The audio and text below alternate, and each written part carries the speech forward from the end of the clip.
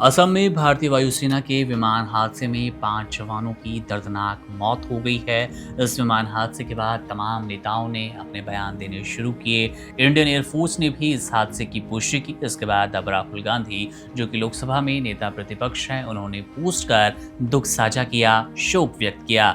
राहुल गांधी लिखते हैं, असम में भारतीय वायुसेना के विमान हादसे में हमारे 5 बहादुर जवानों की शहादत की खबर बेहद दुखद है। दुख की इस घड़ी में मेरी गहरी संवेदनाएं शहीदों के परिवार के साथ है। राष्ट्र इन साहसी जवानों के सर्वोच्च बलिदान को याद रखेगा। राहुल गांधी के इस पोस्ट के बाद तमाम टिप्पणियों का दौर शुरू हो गया है, क्योंकि अभी तक प्रधानमंत्री नरेंद्र मोदी की कोई टिप्पणी, कोई शो, कोई पोस्ट इस हादसे के बाद नहीं आया है। राहुल गांधी के पोस्ट के बाद लोगों ने पूछना शुरू किया कि आखिर राहुल गांधी ने शोक व्यक्त किया, लेकिन प्रधानमंत्री नरेंद्र मोदी अब तक चुप क्यों हैं। बहरहाल हादसे के क्या हो सकते हैं संभावित कारण, इसके लिए हमने बात की एयरफोर्स के अधिकारी और ग्रुप कैप्टन यू के देवनाथ से। चलिए समझते हैं। लेकिन देखिए होता क्या है, एक लॉ है कि आप हर 10,000 घंटा उड़ाएंगे जहाज को तो एक एक्सीडेंट होगा। ये दुनिया भर की एयरफोर्स पर लागू है। अमेरिकन एयरफोर्स में भी वो कहते हैं कि हर 1 लाख घंटे में एक एक्सीडेंट होगा, चाहे वजह कुछ भी हो। वजह पायलट की भी एरर हो सकती है, वजह जी। टेक्निकल हो सकती है, वजह डिजाइन स्पेसिफिकेशंस में दिक्कत हो सकती है, कई बार मौसम, कई बार बर्ड हिट, तो नाना कारण हैं। जी मुकुंद जी। बिल्कुल।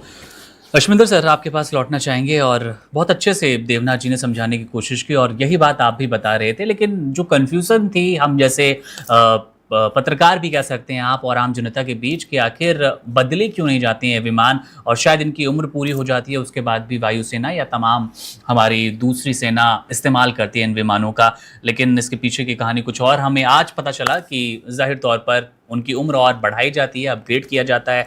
मिड लाइफ अपग्रेड की जो बात की सर आपने, अश्विंदर सर, लेकिन एक सवाल और है इसके साथ, कि क्या सचमुच इसका दूसरा कोई विकल्प नहीं हो सकता? जैसा कि आपने बोला भी कि कई पार्ट्स कमज़ोर होते जाते हैं, उनके फेलियर होने के चांसेस बढ़ते जाते हैं, तो इसको सीधे रिप्लेस करना क्या ज़्यादा महंगा पड़ेगा, बजट पे आन पड़ेगी, इसलिए इनकी लाइफ अपडेट की जाती है, या कोई और कारण आप देख पाते हैं?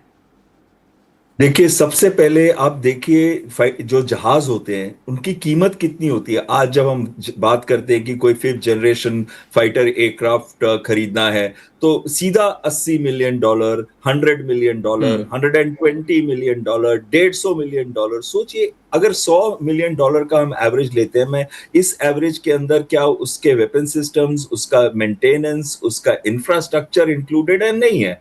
पर तो भी $100 मिलियन का अगर आप एवरेज लें तो सोचिए कितने करोड़ रुपए वो हो गए। 100 को आप 9 से मल्टीप्लाई, 90 से मल्टीप्लाई कर दिया, आज 95 रुपए है, जी। तो ये हो गया 9,500 करोड़ रुपए। माफ कीजिएगा, 950 करोड़ रुपए। 950 करोड़ रुपए में एक जहाज आज आप नया खरीद रहे हैं। हम्म। क्योंकि आप देखिए, $1 मिलियन को 9.5 करोड़ कहें तो $100 मिलियन कितने हुए? 950 करोड़। तो रफली वो कॉस्ट है एक जहाज की। तो जब हम एक फाइटर स्क्वाड्रन को खरीदने की बात करते हैं तो वो आ जाता है बिलियंस ऑफ डॉलर्स में। $2 से $4 बिलियन का एक फाइटर स्क्वाड, फिर उसका इंफ्रास्ट्रक्चर, उसकी मेंटेनेंस, की first line servicing, second line servicing, third line servicing, जो बात कर रहे थे ना वो 25 आवर्स, 50 आवर्स, 100 आवर्स, फिर बिल्कुल। 200 आवर्स, और उसके बाद जो HAL करती है ओवरऑल, या जो भी ओरिजिनल इक्विपमेंट मैन्युफैक्चरर है।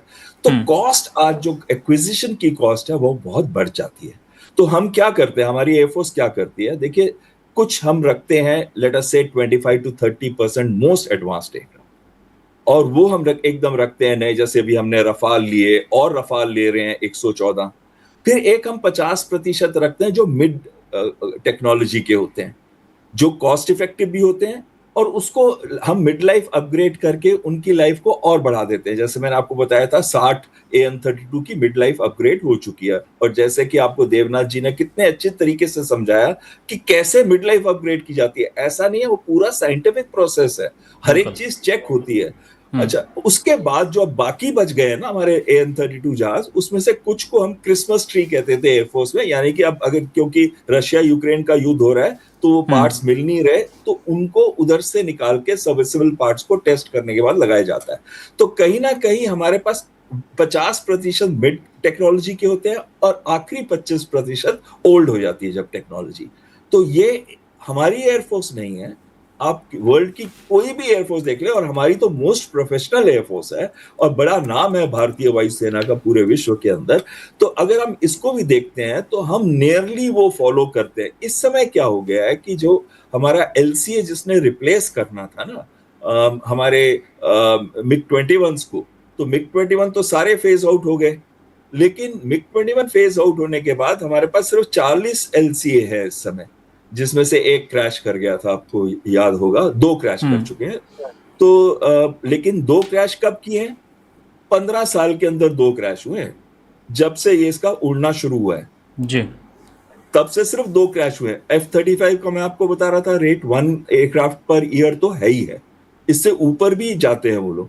अब आ जाती है बात, आखिरी चीज जो मैं इस पे बोलना चाहता हूं वो ये बोलना चाहता हूं कि एक बैलेंस्ड एयरफोर्स को जब लेनी होती है न्यू एक्विजिशंस, उसमें टाइम बहुत लगता है, क्योंकि हम ये वाले जो महंगे डिसीजन एकदम नहीं लेना चाहते। अब गवर्नमेंट कहीं ना किसी डेवलपमेंट एक्टिविटी को रोक रही है, सोशल डेवलपमेंट एक्टिविटी, और भारतीय वायुसेना को मॉडर्नाइज कर रही है। ये बैलेंस गवर्नमेंट देखती है कि उसे कितना पैसा सोशल डेवलपमेंट में करना है देश के लिए, चाहे रोड्स बनानी हो, इंफ्रास्ट्रक्चर बनाना हो, और कितना उसको डिफेंस पे डालना है, और कितना हाई टेक्नोलॉजी, मिड टेक्नोलॉजी, लो टेक्नोलॉजी पे रखना है, ताकि एक बैलेंस्ड एयरफोर्स आ सके जो साउथ एशिया के अंदर थ्रेट्स हैं, चीन हो गया, पाकिस्तान हो गया, या दूसरी थ्रेट्स आती हैं, तो उसको टैकल कर सके। उस हिसाब में थोड़ी देरी इस बार इसलिए हो गई है क्योंकि एलसीए का जो मार्क 1A भी आना था वो डिले हो गया। उसमें G404 इंजन जो आने थे अमेरिका से, उन्होंने सिर्फ 6 दिए अभी तक, और अभी टेस्टिंग चल रही है इन जहाजों की, ताकि कुछ radar integration, missile integration test चल रहे हैं, जिसके बाद ये 6 दिए जाएंगे, और जैसे जैसे इंजन आते रहेंगे अमेरिका से वो बढ़ते जाएंगे। लेकिन ये एलसीए के डिले ने हमारी जो प्लानिंग थी उसमें डेफिनेटली एक डेंट बनाया है। बिल्कुल। अंतिम सवाल देवनाथ जी आपसे लेना चाहूँगा। आपने जिस तरह से हमें समझाया मिड लाइफ अपग्रेड का ये पूरा मंजर, थोड़ा सा आपसे समझना चाहेंगे, कमेंट बॉक्स में भी लगातार वो चीज़ है लैंडिंग को लेकर बार बार, क्योंकि कई हादसे हमने देखे जो कि लैंडिंग के वक्त ही होते हैं। सर ये प्रक्रिया अगर थोड़ा आप समझा पाए हमें कि कौन से सबसे ज़्यादा आप कह सकते हैं संकट के बादल लैंडिंग के वक्त आते हैं और इस तरह के हादसे हम देख पाते हैं, एक झटके में सब कुछ तबाह। मुकुंद जी देखिए, जहाज जब टेक ऑफ करता है कठिन प्रक्रिया होती है, फिर वो अपने गंतव्य स्थल की तरफ जाता है, वो भी चैलेंजिंग होता है। लेकिन सब तरह के एविएशन में, चाहे वो मिलिट्री एविएशन हो, नेवल एविएशन हो या सिविल एविएशन हो, लैंडिंग को ही बड़ा क्रिटिकल मानते हैं। पायलट को अपना पूरा ध्यान केंद्रित करके लैंड करना पड़ता है, चाहे फाइटर विमान हो, ट्रांसपोर्ट विमान हो, हेलीकॉप्टर हो। होता यह है कि लैंडिंग के समय पायलट को लगातार रनवे के ऊपर अपनी निगाह रखनी पड़ती है। एक तो रनवे से सीध पर, रनवे की सेंटर लाइन की सीध पर उसको आना है। ऐसा नहीं कि रनवे के दाएं तरफ चला जाए या रनवे के बाएं तरफ चला जाए।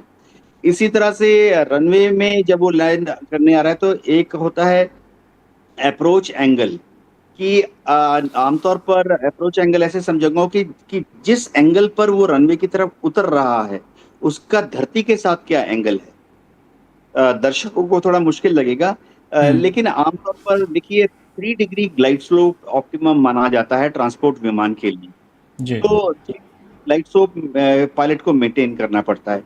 अब एक होता है हाइट स्पीड कॉम्बिनेशन। जाहिर बात है पायलट जैसे जैसे रनवे के पास आ रहा है उसको क्रमशः अपने एक कंट्रोल्ड और प्रतिबद्ध तरीके से अपनी ऊंचाई 1000 फीट, फिर 500 फीट, फिर 300 फीट, फिर 200 फीट, फिर 100 फीट करना पड़ता है।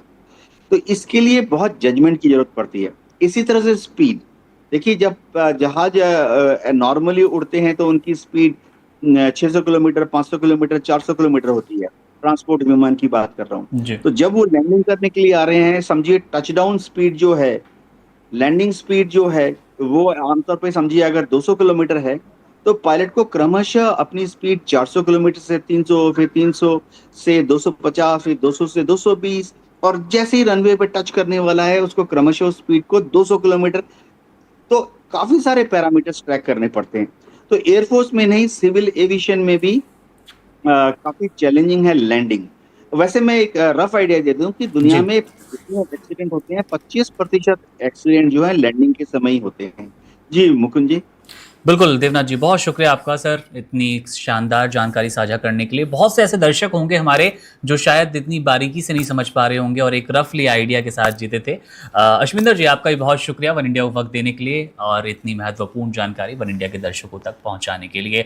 आपसे फिर दोनों से जुड़ने की कोशिश करेंगे। बहरहाल दर्शकों, एक ऐसा हादसा जिसके बाद आज पूरे देश की आँखें नम हैं, तमाम नेताओं के रिएक्शन आने शुरू हो गए हैं, वो भी आपको वन इंडिया पर हम बताएंगे। लेकिन इससे पहले आपको बता दें कि 5 जो पायलट नहीं बल्कि 5 जो जाबाज हमारे इस हादसे में मारे गए, उनके नाम क्या-क्या थे और किस पोजीशन पर, किस पद पर अपनी सेवाएं दे रहे थे, ये भारतीय वायुसेना के वायु योद्धा थे। स्क्वाड्रन लीडर प्रशांत सिंह, जिनके बारे में हमने जिक्र किया शुरुआत में ही, इसके बाद फ्लाइट लेफ्टिनेंट शुभम कुमार भी इस विमान में यात्रा कर रहे थे, कह सकते हैं देश को सेवा देने जा रहे थे। सार्जेंट जितेंद्र शर्मा थे। अग्निवीर वायु खेमराम कुमावत और अग्निवीर वायु दानिश आलम का नाम शामिल है, यानी कि 2 अग्निवीर, जैसा कि हमने आपको पहले भी बताया, 2 अग्निवीर इस 5 जाबाजों में, इन 5 जाबाजों में शामिल रहे, जिन्होंने देश के नाम अपनी जान न्यौछावर कर दी। हादसे की अगर आपको एक क्विक जानकारी दें तो हादसे को लेकर अपडेट है कि असम के जोरहाट के रौरिया इंडियन एयरबेस पर शनिवार के तड़के सुबह 10 बजे के आसपास, आप कह सकते हैं, इस तरह का हादसा हुआ। वायुसेना का विमान क्रैश हुआ। इस हादसे में उस वक्त मौत की खबरें नहीं आई थी, शहादत की खबरें नहीं आई थी, लेकिन उसके ठीक बाद खबर आती है कि 5 जवानों ने अब इस दुनिया को अलविदा कह दिया है, अपनी जाबाजी दिखाई है। इनमें नाम हमने आपको बताया ही, squadron leader Prashant, flight lieutenant Shubham, sergeant Jitendra Sharma, Agniveer Vayu Kemram और अग्निवीर वायु दानिश शामिल रहे और एक को पायलट घायल हुआ है। उम्मीद की जा रही है, उनका इलाज जारी है कि इनकी जान बच सकती है और हादसे से संबंधित जानकारी, अधिक से अधिक जानकारी और चश्मदीद के तौर पर आप कह सकते हैं, इनसे जानने की, समझने की कोशिश करेगा देश समझेगा कि आखिर इस हादसे के पीछे की क्या कुछ वजह हो सकती है, तकनीकी खामियां सचमुच है या नहीं है। क्योंकि हमारे साथ 2 सेना के बड़े अधिकारी थे, अश्विंदर सिंह इंडियन एयरफोर्स से और ग्रुप कैप्टन यूके देवनाथ ने भी हमें कई जानकारी साझा की, जिसमें बार बार इस बात की तस्दीक की गई कि विमान बेशक पुराना हो, लेकिन उसका मतलब ये नहीं हो जाता कि वो खामियों से युक्त है। उसकी लाइफ बढ़ाई जाती है, अपग्रेड की जाती है, टेक्निकल सारे टर्म्स फॉलो किए जाते हैं, तमाम आप कह सकते हैं आधिकारिक पुष्टियों के बाद ही विमान को उड़ने के लिए दोबारा भेजा जाता है, सेवाओं के लिए आगे भेजा जाता है। तो आप ये भी नहीं कह सकते सीधे तौर पर कि किसी तरह की खराबी के कारण, बड़ी खराबी के कारण, अनदेखी के कारण ये हादसा हुआ।